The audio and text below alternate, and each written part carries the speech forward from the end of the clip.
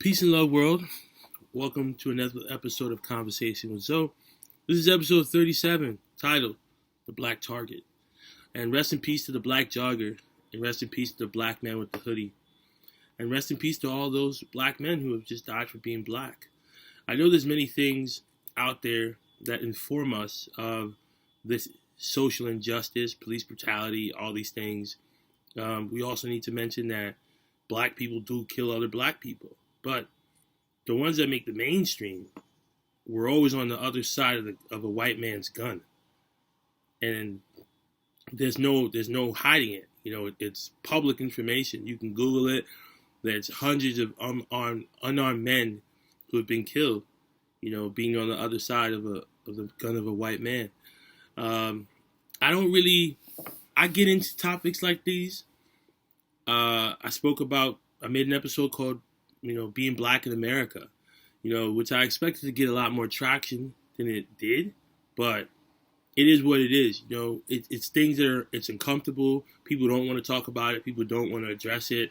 That's all Conversation with Zoe is about, is the things that you don't want to talk about, I do. If it makes you uncomfortable, so be it. Like, it makes me uncomfortable, but someone has to talk about it. As a man of color, I don't understand the stresses people understand that we have. Like, once I walk out of my door, I'm no longer safe. You've had unarmed black women killed in their home with their children in it. So we can't even say that we're safe being home. Like, I don't know if I call 911, if that situation could take a turn. I don't know whether when I get pulled over, if that situation could take a turn.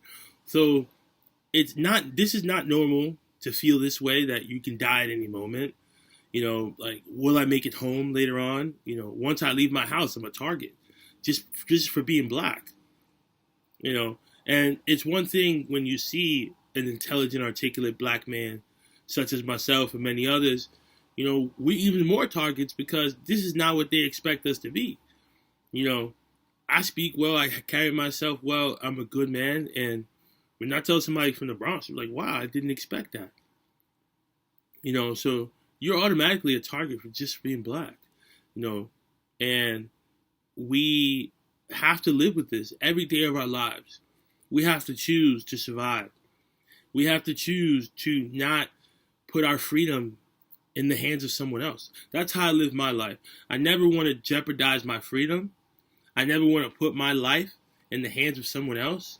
And sometimes, many times, as we see with these videos that don't mean anything, that it wasn't even our choice. We were trying to avoid death, and we still died. We were trying to not get shot, and we still got shot. So we can make movies about them. We can educate people about them. It still happens, And it sucks because the way I see it, every time it happens, I feel bad. It hurts me. I cry because a man that looks like me died. But then I just ask myself, who's next?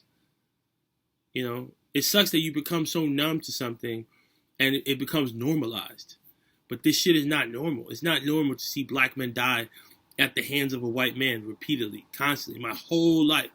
And mind you, I'm only 27, so imagine a guy who's 80. He saw lynching. He saw probably pieces of slavery. He saw segregation. We've always gotten the short end of the stick as black people. And I feel like, when are we going to unify? We need to unify. We can't support each other when it's convenient. We have to stick together because every other dominant race is sticking together. We have to make a choice. We have to take a stance. How many of us are going to die at the hands of a white man? And what sucks is that we don't have, how much control do we have over that if racism is still alive, if it still happens, and we're still being killed? I'm a realist, so I don't exclude myself from anything. If I do this, I'm a threat right now. If I do this, I'm even more of a threat. So I guess crew necks and just deal with one threat. But now I'm a double threat. I'm 6'4", triple threat. All for just how I was born. People hate me because of how I look. People hate me because of my skin color. It's unfair and it's unjust, But the way life is, you just gotta choose to live with it. Make the most out of life while you're here. Count every day as a blessing. Count every day that you make it home as a blessing. Because who knows when you're a traffic stop away from losing your life. You're a 911 call away from losing your life. I don't feel safe NYPD doesn't make me feel safe. Never has, never will. So, stay safe, stay black, stay strong.